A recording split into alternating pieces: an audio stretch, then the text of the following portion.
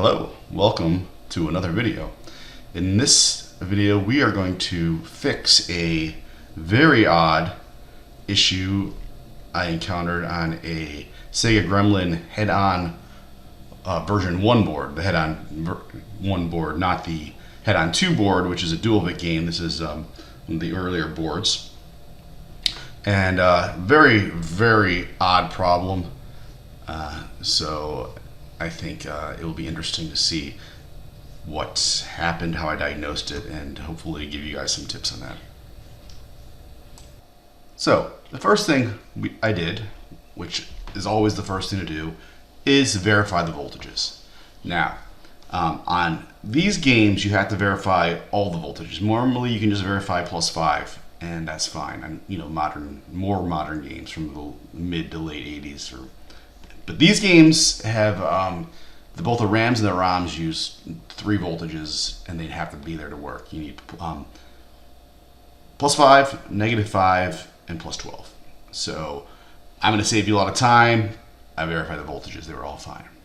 And step 2 when we fix something is always we have to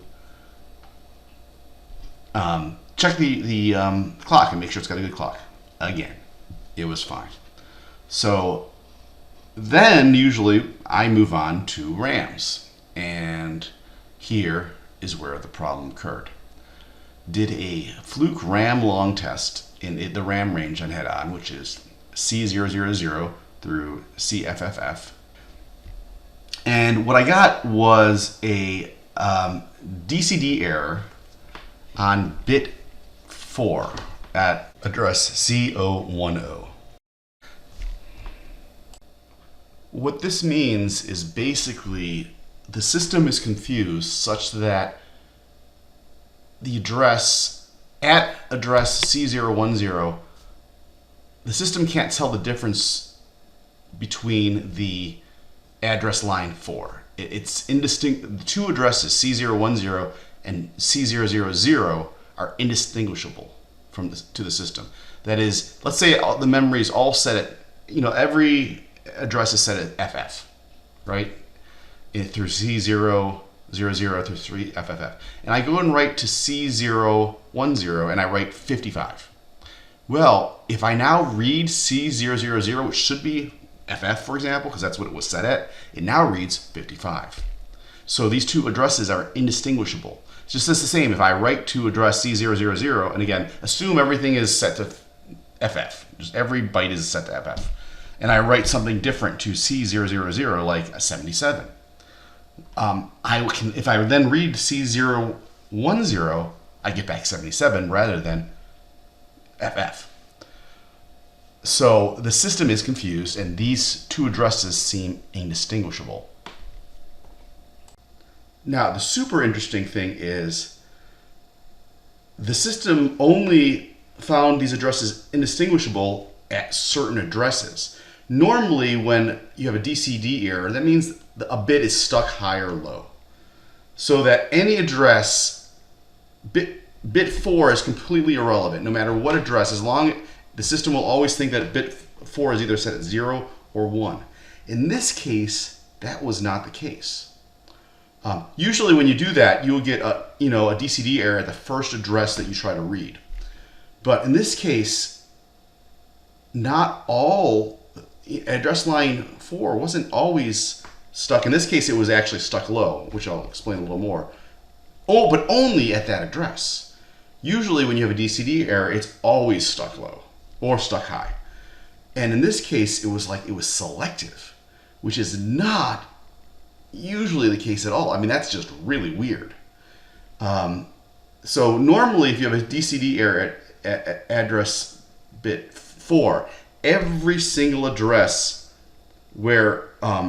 every single unique address except for where it doesn't matter what address bit 4 is will be the same. That is, C010 would be, for example, the same as C000, but also let's say C410 would be the same as C400.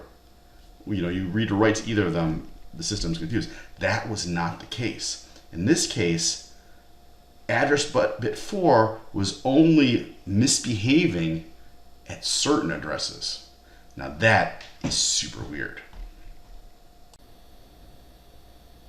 So now the next step that we have to do is to actually test to make sure that address bus 4 is, showing up correctly. When we read something where it should be 0, or read an address or write an address where it should be 0, it should be 0. When we read or write an address where it should be 1, it should be 1. And we want to follow the path and make sure that it's good along the whole way to the RAM. Now in this video here, I show you how to test a net address line with a fluke and an oscilloscope. And if you don't have a fluke or oscilloscope, in this video, I show you how to actually create a test ROM that just loops through a read or a write and lets you do the testing without a fluke, but you still also need an oscilloscope. Now, here you see, this is part of the schematic that shows the CPU and the address lines and where they go. So I use that technique to test the address lines for A4 from the pin 34 on the CPU to pin 12 on U38. And it all addresses that address, or that bit was correct.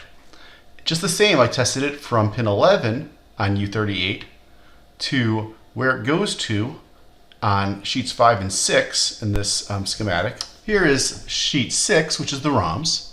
And you can see it goes to pin 4 on all the ROMs. And that was okay on all the addresses, including the bad addresses in question, which was C010 and C000. So that worked out fine. I should also mention that doing a full ROM test of the ROM range worked fine. So I would expected that there was no issues going to the ROMs. And that gives us a little more clue on what's going on, because A4 was only bad when it was going to the RAMs.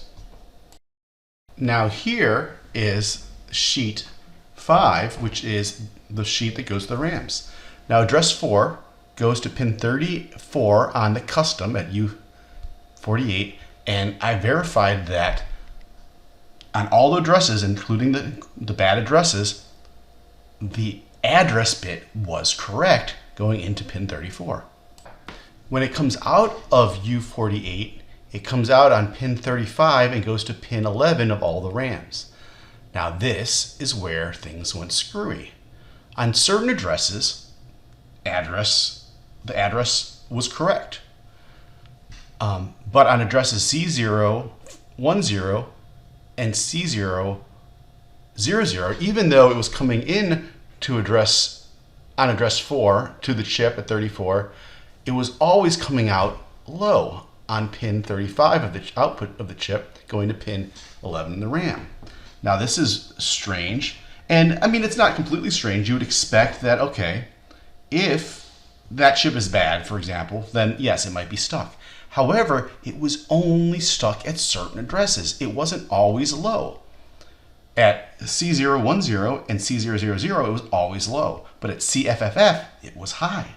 So it was only incorrect in certain conditions. Now, the obvious solution, or the obvious place to look at, is that custom. And that's where things got even screwier. I pulled the custom with another custom, and the problem still occurred.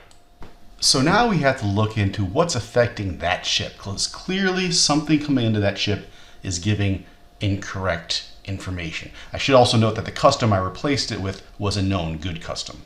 So we know that I had a known good custom in there, and there was still a problem. So we have to go back to sheet 4 to look at these inputs. So here we have the circuitry that feeds those inputs. Now, we have 2 bipolar proms, which often, well, not often, but sometimes go bad, and a couple of 74LS 175s. And they're all kind of hooked together. And what I found, I think, I did this a couple of weeks ago, but I think I replaced the proms with known good proms, and the proms still existed, which made me made me believe it was one of the 74 LS175s. But those two proms were in sockets and the other ones were not. And those sockets sometimes go bad. So on a hunch, I pulled the sockets and replaced the sockets with new sockets, put the proms back in, and magically everything worked. So that was the issue. And that was a really fun example because it had some really weird issues. You know, that problem that existed just was weird.